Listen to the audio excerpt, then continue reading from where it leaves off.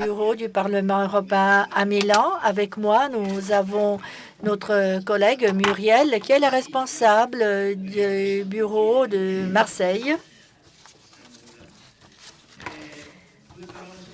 Quelques mots pour souligner deux choses.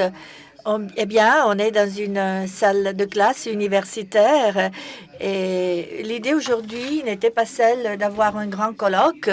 On en aura dans les mois à venir sur le thème de la stratégie macro-régionale alpine. Mais aujourd'hui, c'est un atelier de travail. Je sais que vous êtes des parties prenantes, des personnes intéressées à ce thème. Eh bien, il s'agit là d'un exemple de collaboration transfrontalière avec notre collègue de Marseille. Donc, je suis très heureux. Je vous remercie d'être ici parmi nous. Eh bien, cela a permis la présence du Monsieur Dantin, parlementaire européen, qui vient de France, et d'autres invités français. La deuxième chose que je tiens à souligner est la suivante. Cette rencontre, comme je viens de le dire, est une rencontre de travail. Madame Bresso est rapporteure sur la stratégie pour la région, pour la macro-région alpine au Parlement européen. Le thème est abordé lors de la commission régionale. D'autres commissions, la commission de l'agriculture, à laquelle appartient M. Dantin, la commission de l'environnement, vont présenter leur avis sur ce rapport. On est dans la phase initiale, on est à l'écoute. Donc, vos propositions peuvent encore être prises en compte et intégrées, insérées, selon les évaluations faites par le Parlement, dans le contenu du rapport même. Donc, c'est une sorte d'expérimentation que l'on voudrait faire sur d'autres thèmes, intercepter les thèmes lors d'une phase initiale. Du point de vue des délais, bien, on est ponctuel. J'ai épuisé ma partie de présentation. À ce moment-là, on passe la parole au professeur Filippo Barbera, le maître de maison, département de culture, de la politique de la société, pour qu'il puisse vous souhaiter la bienvenue. Et il prendra la parole aussi lors de nos travaux. Une information technique. Le café est servi jusqu'à 11 heures. Si vous avez besoin de sucre, le café est disponible, salle D4. Mais nous vous attendons tous en fin de matinée pour le buffet, pour être ensemble encore un peu, pour continuer nos conversations. Merci, Monsieur Barbera, vous la parole.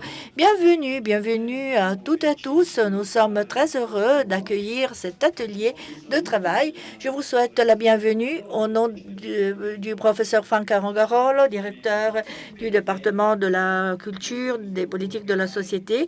Moi, j'enseigne le développement local dans ce campus. Je m'occupe du thème de la montagne et j'essaye de le porter à l'attention de mes étudiants.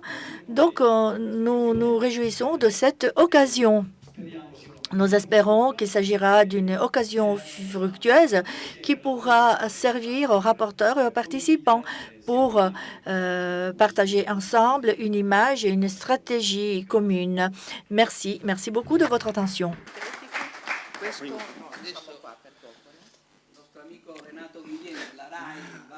Micro, s'il vous plaît, pour la traduction, nous avons besoin du micro, sinon la traduction n'est pas possible. La parole est à Monsieur Renato William. Merci Bruno de ta petite introduction. Aujourd'hui, nous parlons de stratégie alpine. La stratégie alpine, nous l'avons ici à côté de moi. Nous avons deux parlementaires européens de pays différents, l'Italie et la France, de familles politiques différentes, mais unies dans un seul projet, une seule collaboration. Parlementaires qui doivent de plus en plus collaborer ensemble dans un projet commun, le développement de l'arc alpin, de l'espace alpin. Peut-être je dis des choses évidentes, mais il s'agit d'un espace très évident. On passe des glaciers aux alpages, aux grandes industries que l'on a sur la plaine. 70 millions d'habitants. On va de l'Auvergne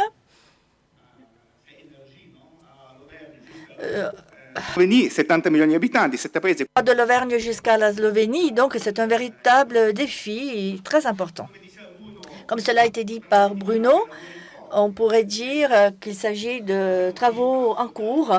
On n'est pas là pour écouter ce qui a été décidé d'en haut, mais il s'agit d'une stratégie qui est née grâce à la volonté des régions et des collectivités locales. C'est une stratégie en construction. La Commission a adopté une communication au mois de juillet avec un plan d'action, communication au Parlement européen et au Comité des régions. En effet, nous avons avec nous Madame Bresso. Puis le Parlement est intervenu. Avant l'été, on va discuter un rapport dont le rapporteur est Madame Bress, un rapport qui a été présenté il y a quelques jours au sein de la commission régionale. Michel Dantin, bonjour. Merci pour avoir fait le déplacement. Vous êtes évidemment député européen et aussi maire de Chambéry, qui est une ville très liée du point de vue historique à Turin. Vous êtes, pour ceux qui vous ne connaissent pas, Monsieur Agriculture, vu que vous êtes un très grand spécialiste des politiques et un passionné d'agriculture. Vous faites évidemment partie de la commission agriculture. J'ai vu dans votre curriculum que vous êtes aussi vice-président de l'intergroupe des zones rurales, qui est un volet assez intéressant pour le développement de la zone alpine, qui, comme on a dit, c'est une zone très vaste. Bene, allora iniziamo subito. Nous allons commencer sans aucune hésitation en donnant la parole à Madame Mercedes Bresso. Des travaux en cours, vous avez soumis ce projet de rapport à la Commission. Eh bien, le Parlement européen, comment intervient-il dans cette direction? On est là, bien sûr, il ne faut pas l'oublier, pour avoir des suggestions qui pourront être présentées par la suite. Voilà, nous avons seulement un micro. Oui, bien sûr. Nous avons... Bon, la procédure au Parlement européen est la suivante. Tout d'abord, on présente un document d'orientation qui fait l'objet de discussions. Cela a été fait il y a un mois et demi environ. Bien sûr, on a eu une première discussion. Entre-temps, on a eu des discussions un peu partout. Au Parlement européen et au Comité des régions, des groupes d'amis de la SUERA sont nés.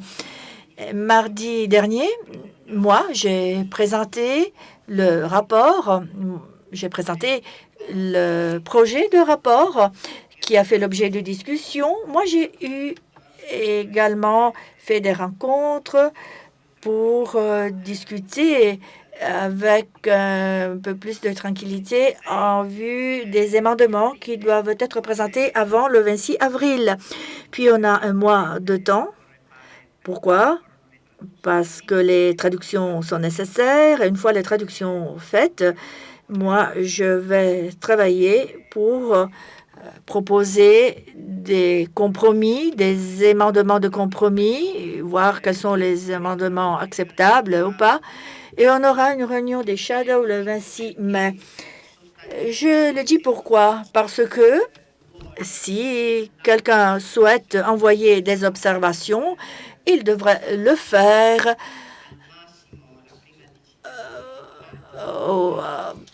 les 10 premiers jours du mois de mai au plus tard. Les observations peuvent être collectées à travers les amendements du rapporteur. Donc, il y a la possibilité que des choses arrivent de l'extérieur. Donc, il faut toujours tenir compte d'observations supplémentaires provenant de l'extérieur. Pour revenir à la SUERA, il ne faut pas oublier que ça fait plusieurs années que le chantier est ouvert.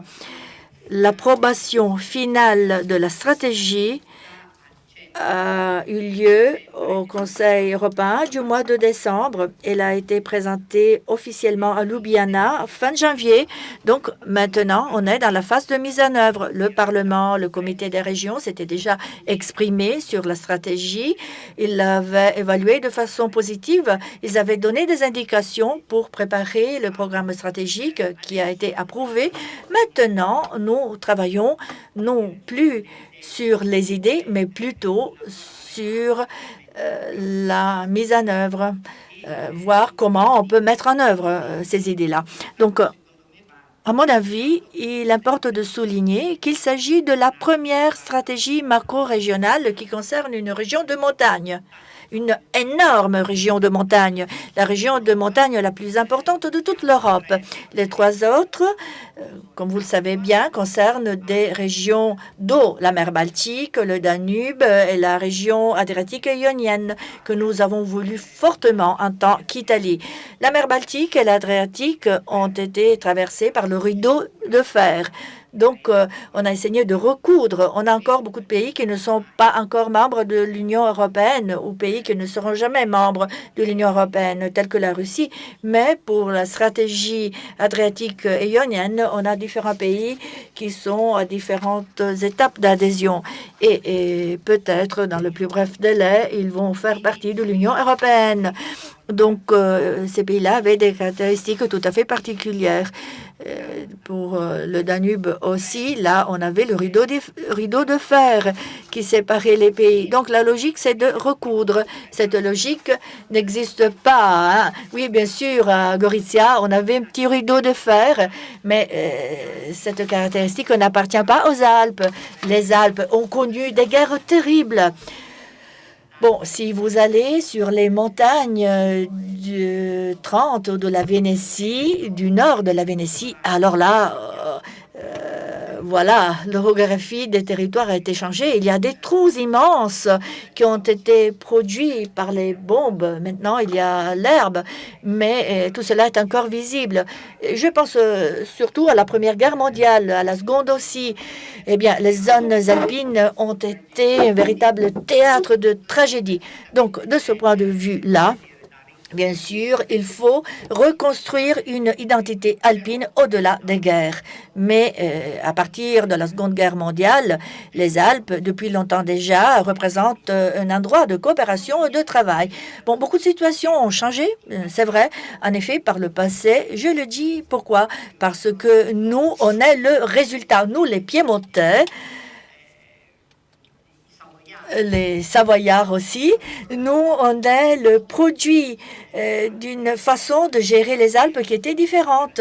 Les Alpes étaient caractérisées par des États transalpins. Pourquoi? Parce que là, on exploitait les cols, le fait de payer les passages sur les cols alpins. Donc, à l'ouest, où l'on avait le duché de Savoie, la Suisse aussi, qui arrive jusqu'au versant italien à travers le Tessin, à travers les Grisons. À l'est, notamment l'Autriche et le Tyrol, mais non seulement l'Autriche, le Tyrol aussi, dans beaucoup de cas, ont été des États transalpins. Mais à partir de la fin de la Seconde Guerre mondiale, on a une théorie différente. C'est la théorie des frontières naturelles, pour ainsi dire naturelles. Les versants,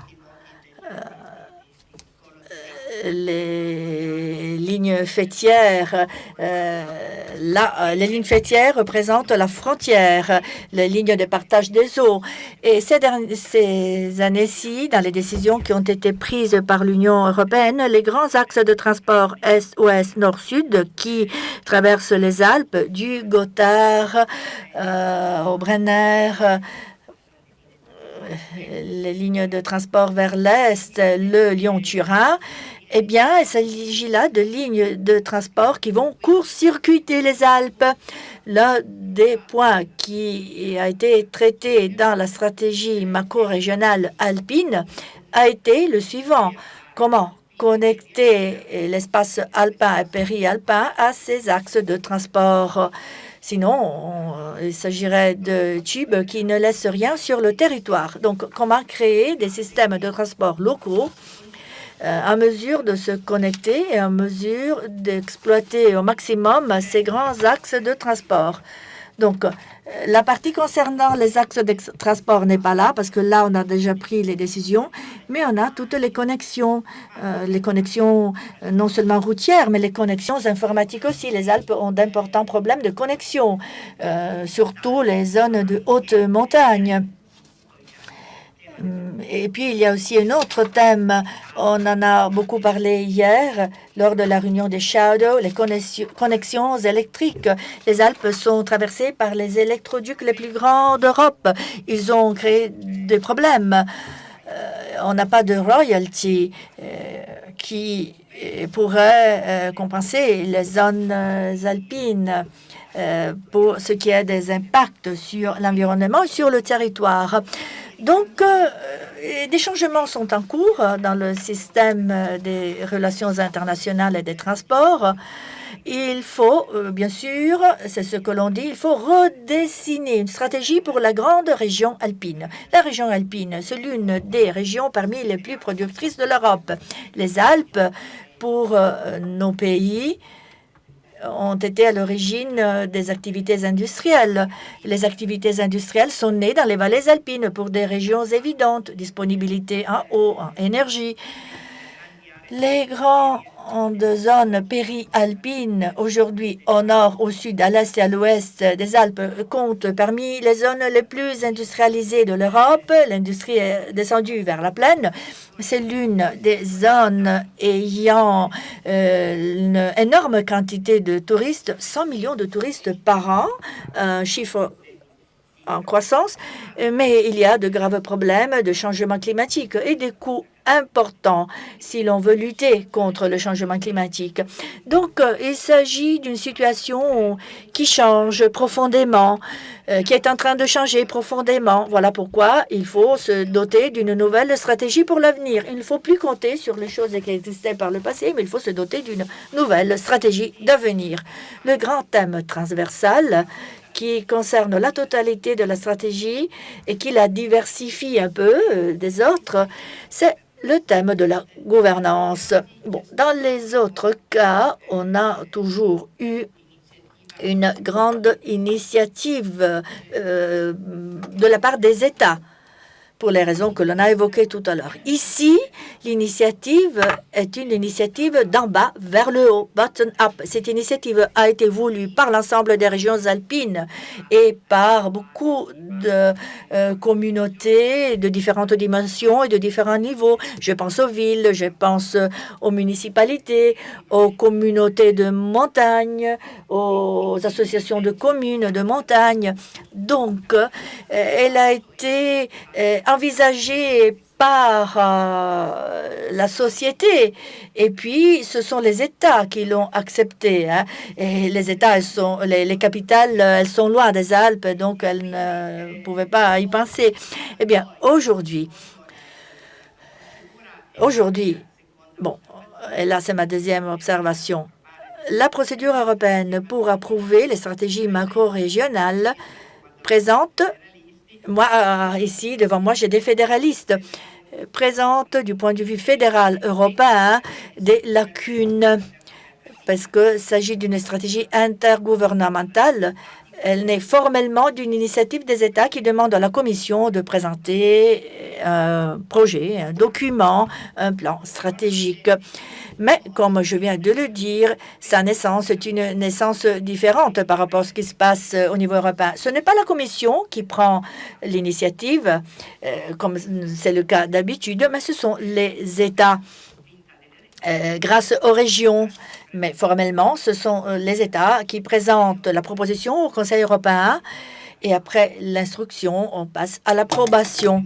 Voilà une première observation. Moi, je suis une fédéraliste bien convaincue et je pense que ces stratégies doivent changer un peu. Oui, c'est très bien. Il faut que l'on ait une initiative bottom-up, ce qui est très important, mais ensuite, ce serait la Commission, avec une implication plus directe au niveau législatif du Parlement européen, ce serait la Commission qui devrait prendre l'initiative. Non pas pour des raisons formelles, mais pourquoi? Parce que je pense que le principe de la cohésion territoriale qui a été inséré dans le traité de Lisbonne et qui maintenant commence à produire ses résultats, eh bien, doit être un principe qui informe l'activité de la Commission. L'Europe est trop grande, trop différente pour pouvoir avoir une seule stratégie territoriale. À mon avis, il faut que l'on prenne les différents espaces qui ont des traditions d'amitié et de tension, mais des régions qui ont des économies et qui ont un avenir commun. Bon, si l'on veut avoir un avenir, là, c'est un autre thème qui ne fait pas l'objet de nos discussions aujourd'hui, mais c'est un thème qui incombe sur nous tous. Les amitiés et les tensions, eh bien, existent toujours lorsque l'on vit à côté. Nous, on ne peut pas discuter avec les Finlandais, mais si on a des soucis, on les a avec les Suisses qui sont à côté de nous. Hein.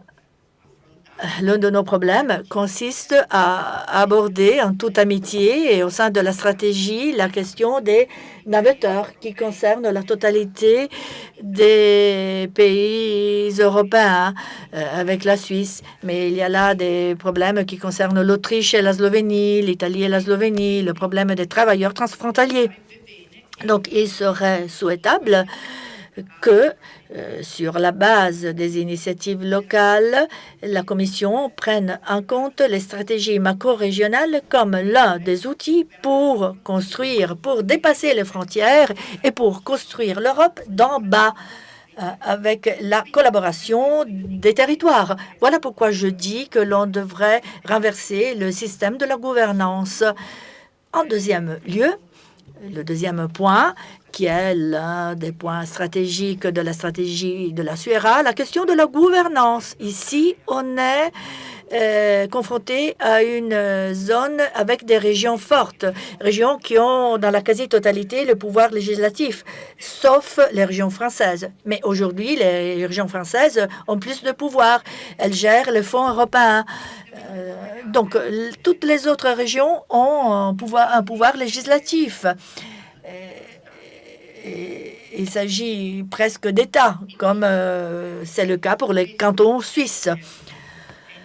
Donc on devrait baser la gestion de la stratégie sur ces collectivités fortes. Parce quoi? Parce qu'elles gèrent les fonds européens, elles peuvent concevoir le projet. Et donc, ces régions pourraient vraiment développer le projet stratégique. La Commission, elle a déjà dit qu'elle est tout à fait d'accord pour que le Parlement soit inséré dans la structure de la direction de la SUERA. Et bien sûr, il faut voir si cela va fonctionner. Mais au-delà de l'intégration du Parlement et d'un rôle accru de la Commission, ce qui importe, c'est ce qui suit. Il faut que les régions s'approprient de cette stratégie. Il faut qu'elles travaillent ensemble. Quels sont les points? On a peu de temps. Quels sont les points stratégiques sur lesquels le projet insiste? Quels sont les points stratégiques pour lesquels nous essayons de donner notre contribution? Le premier, je l'ai déjà cité tout à l'heure, c'est le point des transports et des connexions.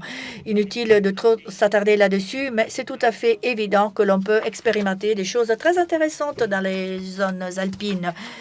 L'économie du partage qui, dans les villes, a produit des difficultés terribles avec Uber, eh bien, dans les zones alpines, ce risque n'existerait pas. Pourquoi? Parce que système à la demande dans les Alpes n'existe pas tout court. Donc, il serait intéressant d'expérimenter par des projets concrets comment utiliser cette économie du partage pour les zones alpines où souvent on a des limites à cause des dimensions qui sont à la base d'absence de services et d'échecs au niveau du marché.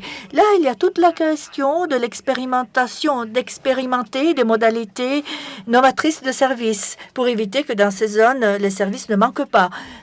En effet, la faible densité et la faible concentration rendent très difficile la fourniture et l'approvisionnement de services. Mais il faut reconnaître que quelquefois le marché s'échoue. On peut, par exemple, donner des contributions par l'État parce que cela est nécessaire. Il s'agit là d'un thème très important qui mérite d'être reconnu. Sinon, le développement de ces zones serait limité à cause de la faible concentration démographique. L'autre thème grand, c'est la croissance économique et l'innovation. Il ne faut pas croire que les Alpes soient tout simplement un lieu de tradition. Les activités traditionnelles peuvent être réalisées de façon innovante. Prenons l'exemple du Trentin-Haut-Adige qui, grâce à son argent, c'est une région autonome, elle utilise très bien son argent, eh bien, le Trentin-Haut-Adige a mis au point beaucoup d'activités traditionnelles. La maison climat, par exemple. La maison climat du Trentin, elle a des résultats les meilleurs au niveau de l'habitat. Son impact est égal à 0. Sa performance énergétique très importante. Et comment tout cela est développé? Via le développement durable des forêts. La quasi-totalité des matériaux, ce sont des matériaux produits à partir du bois. Donc, quel est l'énorme potentiel alpin? Le potentiel alpin dans ce domaine-là est très intéressant. Mais au sein de cette macro-région, nous avons beaucoup d'universités très importantes, les meilleures du monde, Rhône-Alpes, Piémont, la Lombardie, la Bavière, la Suisse. Eh bien là, il y a un potentiel de recherche énorme. Donc, faire travailler ensemble ces centres de recherche, concevoir l'innovation durable pour les zones alpines. Hier, on a également parlé de la possibilité d'expérimenter à travers un projet que l'on pourrait inscrire dans le budget du Parlement européen, projet expérimental, une communauté alpine expérimentant la réalisation du principe de l'économie circulaire. L'Europe travaille beaucoup là-dessus. Il serait très intéressant d'avoir un projet pilote dans une zone de petite dimension, qui étant justement une zone de petite taille, de petite dimension, pourrait faire un projet plus simple. Oui, l'économie circulaire appliquée à Milan, là, ce serait bien plus compliqué que dans une zone petite. Mais il s'agirait d'un projet expérimental ayant un grand intérêt. Donc, faire travailler notre potentiel de recherche en exploitant non seulement les fonds européens qui déjà sont attribués aux régions, mais aussi Horizon, COSME, qui s'adresse aux PME. Bref, le plan Juncker ou encore le plan Juncker, entre autres, se porte bien. Donc, il va bien, il active des investissements. Il suffit d'aller voir ces résultats qu'on ne voit pas, peut-être que ne sont pas visibles au quotidien, mais ils existent.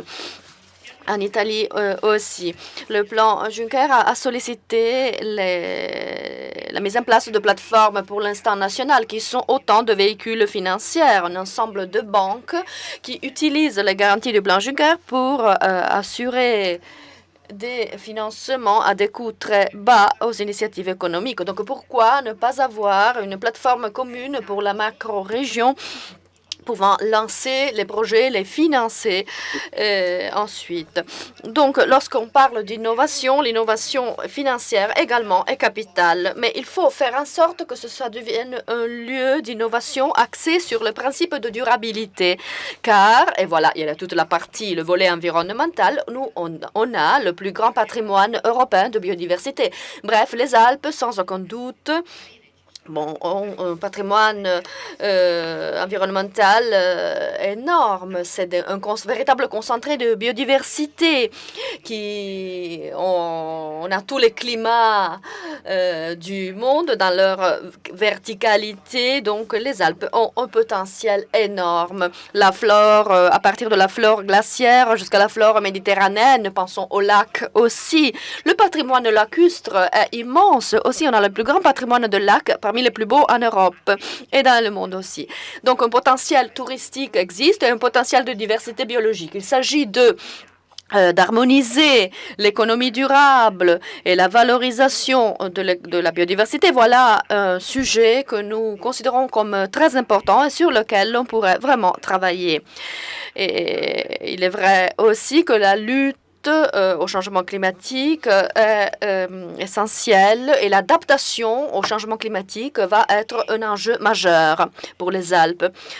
Les Alpes ont une économie importante, l'économie de la neige, l'économie des territoires environnants est axée sur l'eau, donc les ressources en eau, c'est le réservoir, le château d'eau d'Europe, l'eau qui vient des glaciers essentiellement, glaciers qui reculent de façon importante.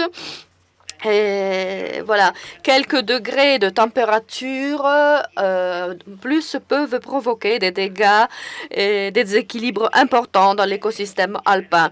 Donc, étudier l'adaptation au changement climatique ainsi que l'évolution des modèles de vie et de tourisme et d'utilisation de l'eau dans les zones de plaine est essentiel aussi.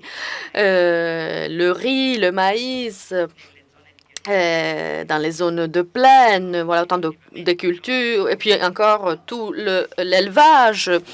Et la situation est similaire dans le nord comme dans le sud. Tout cela nous dit, bien sûr, que la partie environnementale, troisième partie de la stratégie, est essentielle. Je ne suis pas entrée dans le détail de la stratégie, car je n'ai pas le temps de le faire.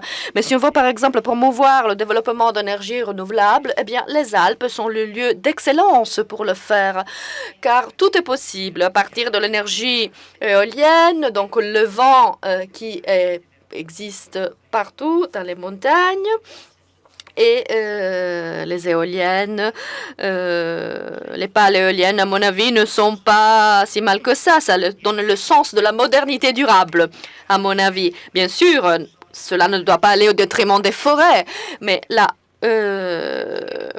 puis on a l'énergie solaire, dont le potentiel est énorme, et puis encore l'utilisation des ressources en eau, l'industrie du bois, si on a une gestion durable des forêts, donc on a une gestion, non pas l'abandon. Donc le potentiel est énorme et il est là. Donc voilà, de tout cela, nous avons discuté, mais il y a certainement d'autres éléments bien nombreux possibles. Donc, si vous avez des suggestions à nous donner, il est encore possible de le faire. On a encore un mois de temps dans lequel on va travailler à la finalisation de tout cela. Merci. Merci, Madame Bressot, pour cet aperçu très intéressant sur la stratégie alpine. Michel. On est passé des idées à la nécessité de mettre en œuvre ces idées. Est-ce que vous partagez vous aussi la nécessité que l'application de cette stratégie reste dans les mains des régions, qu'il reste une stratégie qui part du bas vers l'eau, et surtout, on parlait maintenant des différents volets, et je sais que vous êtes un passionné de l'agriculture, les changements climatiques, évidemment, ça remet en cause tout au niveau de développement de la montagne lié à la neige, mais aussi l'agriculture qui est toujours plus appelée à s'allier avec le tourisme, non? Oui. Merci de m'accueillir à Turin pour cet échange. Je crois que, comme Mercedes Bressot l'a dit, ce qui est important dans ce dossier, c'est que ce n'est pas des raisons macro-stratégiques qui ont poussé les États à proposer la stratégie alpine, c'est le travail ensemble sur le terrain des collectivités territoriales, les régions, mais pas que les régions, qui ont amené cette idée d'un texte, d'une cohérence, d'une cohésion sur l'ensemble du massif alpin. À la différence d'autres, nous ne partons pas de rien, puisqu'il y a déjà de longues habitudes de travail en commun.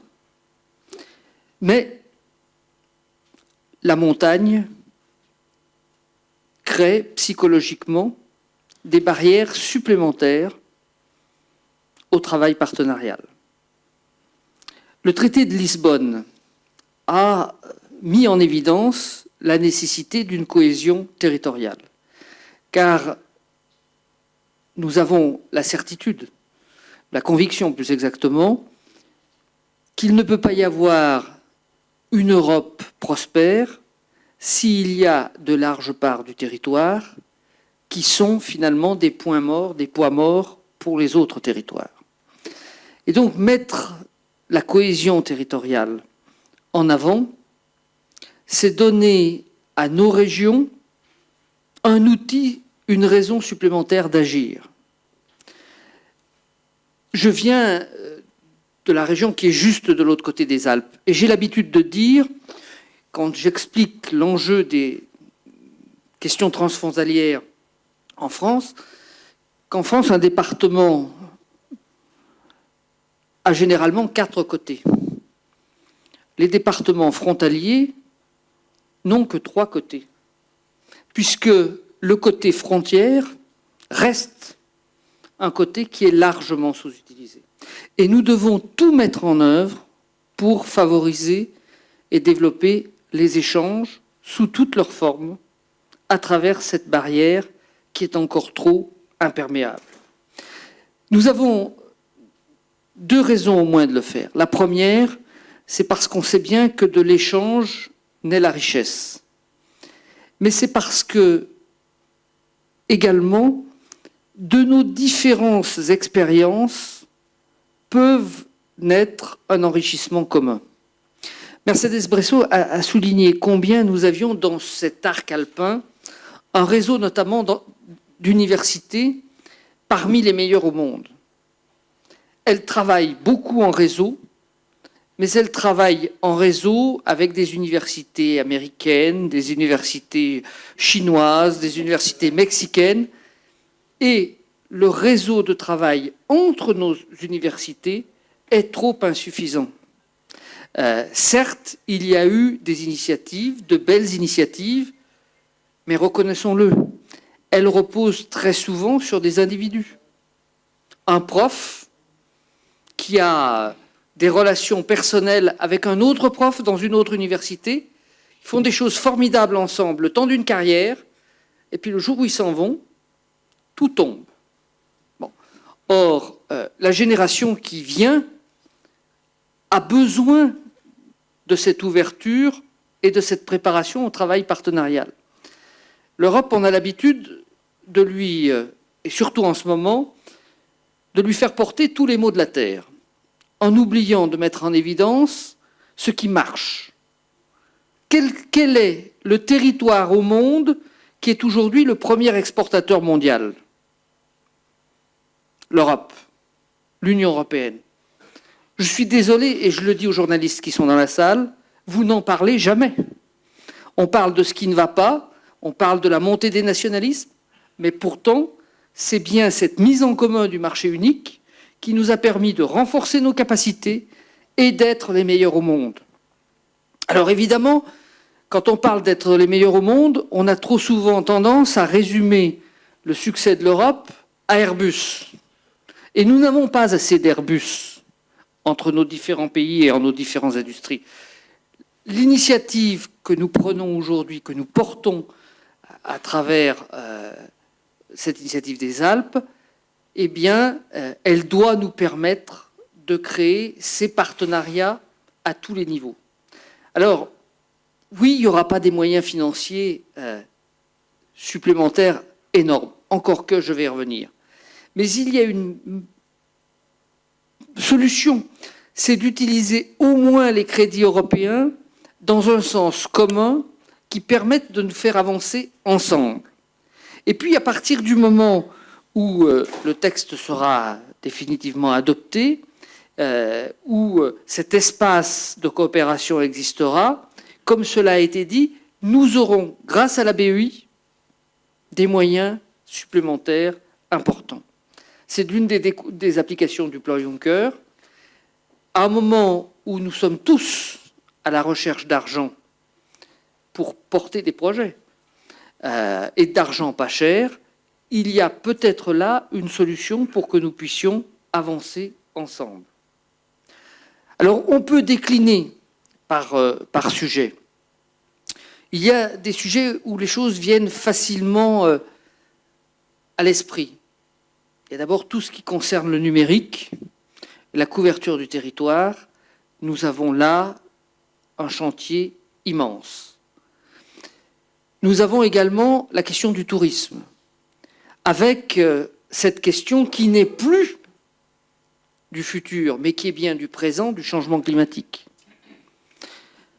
De l'autre côté du Petit Saint-Bernard, un berger me disait l'été dernier qu'il a vu la flore remonter de 150 mètres en 10 ans. 150 mètres en 10 ans. On voit bien, lorsqu'on le regarde, la température moyenne de nos lacs. J'ai par exemple, parce que j'avais cette réunion de travail la semaine dernière, si on regarde la température moyenne du lac Léman entre 1963 et 2013, à moins 300 mètres, le lac a pris plus d'1 degré en l'espace de 50 ans. Donc, plus d'1 degré, c'est considérable parce que ça va modifier à la fois la vie végétale, mais aussi les conditions de reproduction du poisson dans les eaux. Donc, pour les zones touristiques que nous avons en montagne, et notamment le tourisme qui est lié à la neige, il ne s'agit pas de combattre le changement climatique. Il s'agit de s'adapter au changement climatique. Et le défi et la concurrence internationale est tellement forte que soit nous arrivons à trouver des solutions ensemble, parce que nous ne nous voilons pas la face vis-à-vis du reste du monde, la destination Europe, elle est unique. C'est pas, et la destination Alpes, elle est unique. C'est pas Alpes ceci ou Alpes cela, c'est la destination Alpes qui compte. Voilà un deuxième sujet sur lequel nous pouvons bâtir et travailler ensemble. Sur les questions agricoles, c'est étroitement lié à ce que je viens de dire sur le changement climatique. Les éleveurs voient bien que, y compris la résistance des animaux, la fragilité des animaux est en train d'évoluer devant l'évolution du climat. Les forts épisodes de chaleur qu'on a connus, on s'aperçoit 18 mois ou 2 ans après que ça a un impact sur la fertilité, la reproduction des animaux, etc. Donc là aussi, nous avons à travailler ensemble. Voilà quelques exemples très concrets. Et puis, sur le plan technologique, les Alpes, notre bassin, a toujours été une formidable aire d'innovation parce que nous avons eu à combattre les éléments naturels. Dans cette guerre qui ne porte pas de nom, qui est la guerre économique entre les continents, nous pouvons peut-être, en travaillant mieux ensemble, en particulier dans l'innovation, faire un bond technologique qui est aujourd'hui nécessaire dans bien des secteurs, parce que quand on voit la capacité de nous copier d'abord, mais d'inventer à partir de nos copiages des Chinois, nous devons unir nos forces. L'autre jour, là encore, quelqu'un me disait, tu sais, toutes les fois qu'on est 8, il y a un Chinois parmi nous. Cette image qui fait sourire est pourtant vraie. Et eux parlent et agissent d'une seule voix, d'un seul corps. Nous avons, nous, masse de petits, utilité à travailler et à faire ensemble si nous voulons rester parmi les grands.